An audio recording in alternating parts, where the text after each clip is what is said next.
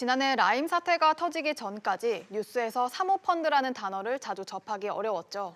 하지만 요즘은 수천억 원대 펀드 상품이 환매 중단되고 또 일부 자산운용사가 투자자들의 돈을 눈먼 돈처럼 썼다는 소식이 연일 들려옵니다. 그렇다면 도대체 왜 이런 사고가 이렇게 자주 발생을 하는 건지 취재기자와 함께 이야기 나눠보겠습니다. 장지현 기자 나와 있습니다. 장 기자, 사모펀드 사고가 왜 이렇게 자주 발생을 하는 겁니까? 네, 일단 시작은 사모펀드를 키우겠다며 지난 2015년 금융위가 관련 규제를 대폭 완화한 것부터입니다. 당시 사모펀드 운용사 설립은 인가제에서 등록제로 바뀌었고 자기 자본 요건도 60억 원에서 20억 원으로 다시 10억 원으로 낮춰졌습니다. 이런 배경에 2015년 20개에 불과했던 운용사는 올해 225개로 폭발적으로 늘었고 자격 미달인 곳들이 이 과정에서 속속 생긴 겁니다. 게다가 투자자들의 사모펀드 진입 장벽도 대폭 낮춰졌는데요. 최소 투자액도 5억 원에서 1억 원으로 줄면서 이 사모펀드가 전문 투자형 펀드임에도 불구하고 투자에 전문 지식이 없는 사람들이 대거 몰린 겁니다. 사모펀드에 몰린 돈은 2015년 200조 원에서 지난해 말 412조로 2배 넘게 늘었습니다. 네, 이런 가운데 견제 장치는 없었던 거죠. 네, 그렇죠. 우선 사모펀드 설립이 사전 심사가 아닌 사후 등록이기 때문에 금감원도 사고가 터진 후에야 문제를 파악할 수밖에 없는 구조입니다.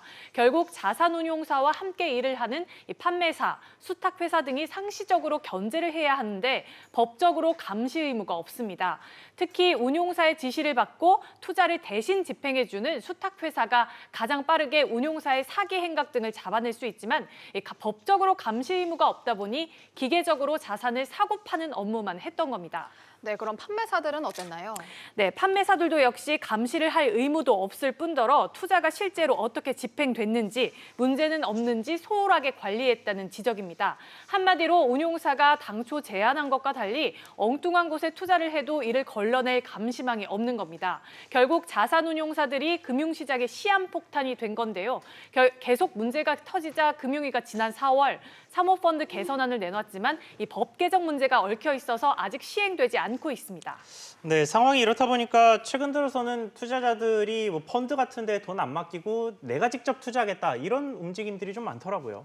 네, 물론 이 사모펀드 부실 문제와 더불어서 풍부해진 유동성 덕분이기도 합니다만 이 증시 대기 자금으로 불리는 투자자 예탁금이 지난 26일 사상 처음으로 50조 원을 넘어섰습니다. 지난 3월 40조 원을 돌파한 이후 3개월 만에 10조 원이나 늘어난 건데요.